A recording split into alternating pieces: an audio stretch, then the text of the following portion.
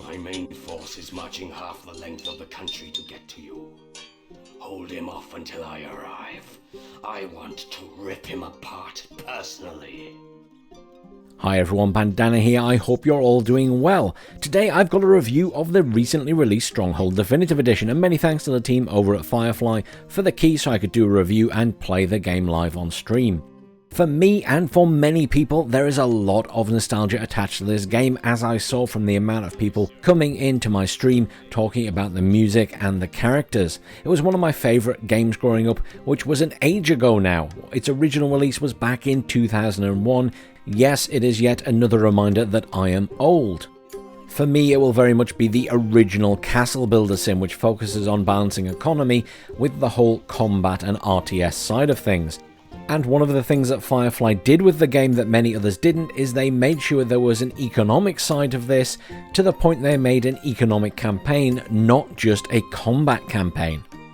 And just thinking back, obviously after Stronghold there was Stronghold Crusader, which was a little bit different. It was more based around skirmishes, and I always feel like there's a big split in the community, with one side really loving Stronghold for its campaign missions and story, but the other side really loves those skirmish battles, and they are both great games either way.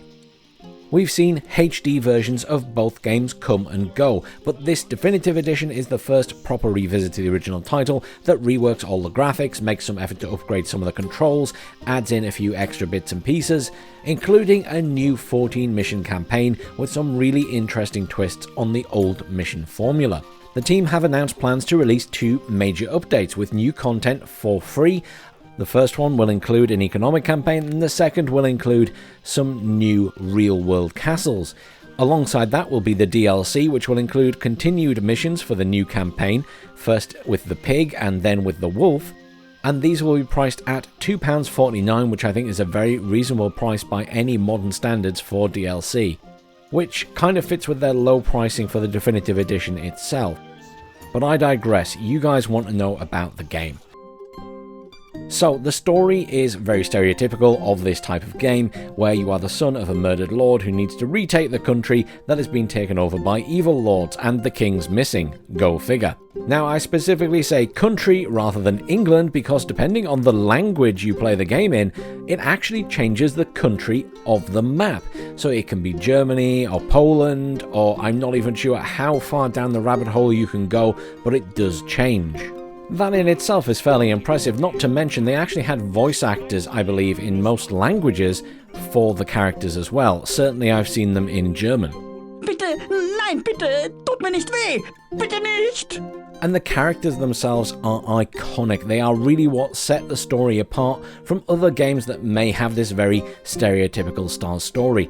And in particular, what everyone always remembers are the voices of the enemy lords. The rat, the snake, the pig, and the wolf. They are seared into my memory and the memory of many others who played this in their younger years, and that's really where the nostalgia bites, not to mention the general narrator and the allied advisors you get through the campaign.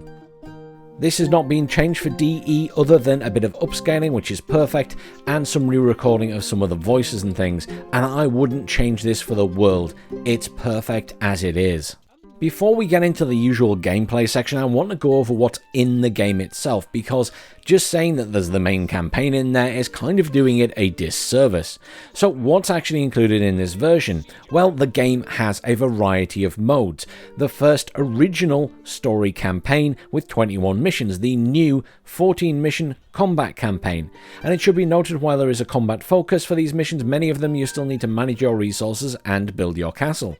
It also has a selection of 36 different castles for one-off siege and 22 invasion missions, including some user-made maps, which have been included from earlier versions, and you have access to all the ones that can be put up on the Steam Workshop.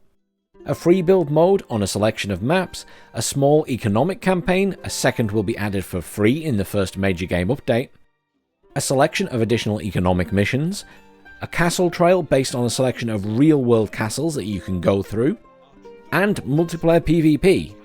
Oh, and it does have an editor for maps and missions, so as you may expect, there'll be plenty on the Steam Workshop. Sadly, one thing they were unable to port backwards was the skirmish mode from Stronghold Crusader.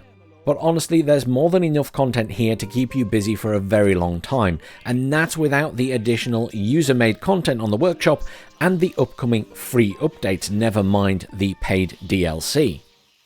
Alright, so we move on to the gameplay, and where do I start with this? Well, it's a castle building sim first and foremost, with a focus on economy management, and the combat being an integral part of that system, as you also must purchase the troops but also use the resources to produce their weapons. You must gather resources, provide food, and maintain a positive reputation with your subjects. You could pretend it's because you're just so nice, but let's be honest, it's because you want to raise the taxes. Please, sire. I have a family to support. Archers and crossbows are king when it comes to defense, and in some instances attack due to their range, but melee units also play an important role too, from spearmen pushing siege ladders off the walls, to late game knights rushing out on horseback to chase down enemy siege weapons. And who could possibly forget one of my favourite units in the game, the Macemen, because their voicing is hilarious. We are the Macemen! And they just go on a complete rampage. And of course, this is a medieval castle sim at the end of the day, which means that you can build some crazy defences, such as death pits, or build some cages of wild dogs to unleash on the enemy. Perhaps you will collect pitch and use boiling oil to pour on your enemies as they attack the walls, or indeed make a field of pitch that you can set on fire as the enemies approach. Not to mention some siege weapons you can sit on the walls, such as a ballista or a mangonel. You can of course build some very impressive and imposing castles, or make a completely crazy design as you go through the game. And of course, it's not just about building your own castle. There are some missions in the campaign where you will have to invade an enemy castle with a limited number of units, and those ones are actually quite challenging on harder difficulties. Of course, when you are attacking a castle, you get a slightly wider variety of units, such as siege ladders, you get tunnelers, you also get a wide variety of siege weapons, such as the mighty trebuchet, the catapult, siege towers to get on the walls even easier, and of course, the never-to-be-forgotten battering ram. And did I forget to mention you can also kill off your enemy when you're sieging them by firing rotten, diseased cow carcasses at them? Here comes the cow. As brutal as it sounds, they did used to do that kind of thing. What I have to commend the team for is their new campaign missions for the dual campaign. There are some very different styles of missions with more interesting objectives and carefully planned limits on what you can build to make those missions more challenging. Now, while I can praise the base gameplay all day because the formula just works as it did 22 years ago, I think it's fair and reasonable to say that some of the mechanics are a little bit dated and some are simply not explained very well in the game, such as the religion and blessing spread, which is actually done by the priest wandering past people. Quality of life features are not on the same level as you might get with a modern game, and often people will find the castle wall building a little bit fiddly when just starting out, or indeed 20 years after the game was originally released.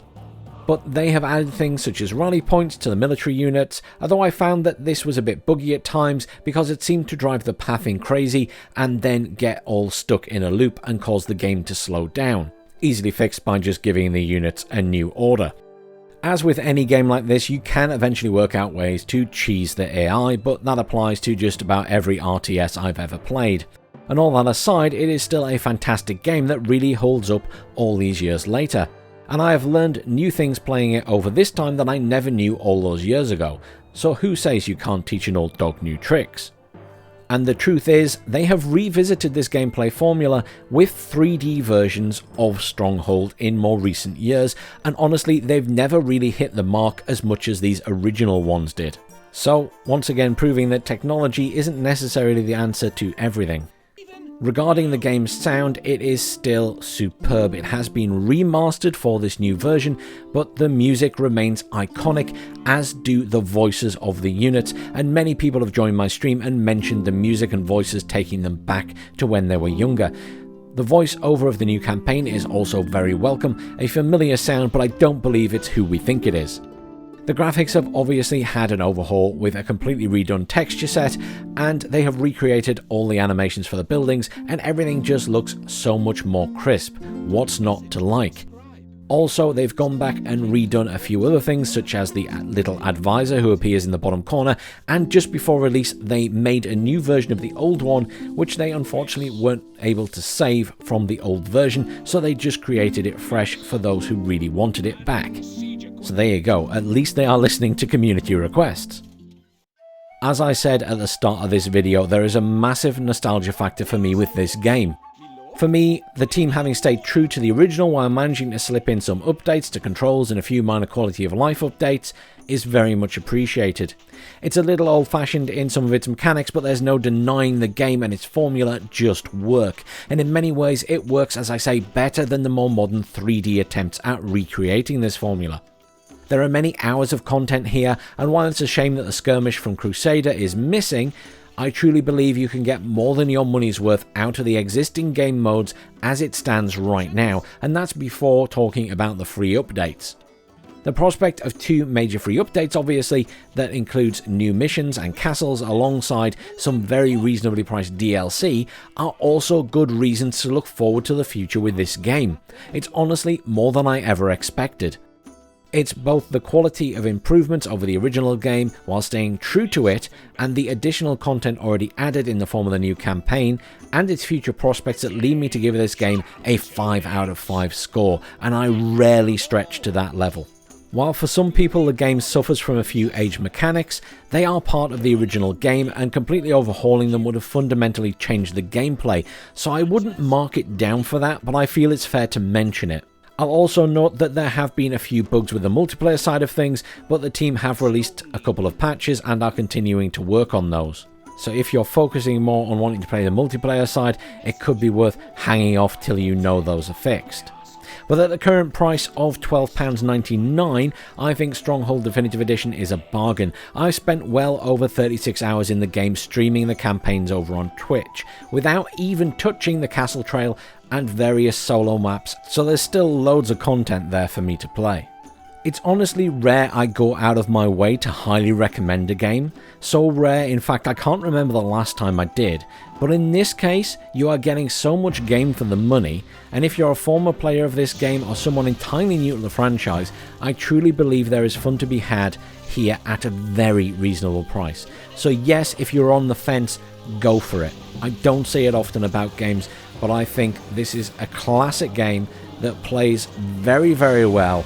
And yes, some of the mechanics might be a bit dated, but honestly, if you love castle or town management with a bit of RTS, you will love this game. Thanks for watching, everyone. Please do like, share and subscribe as always. Do come and check me out over on Twitch. I'm sure I'll be streaming this game a little bit more at some point soon, especially when those additional campaigns come out. I'll see you all soon. Watch your back. You will feel my bite. We are victorious, sire.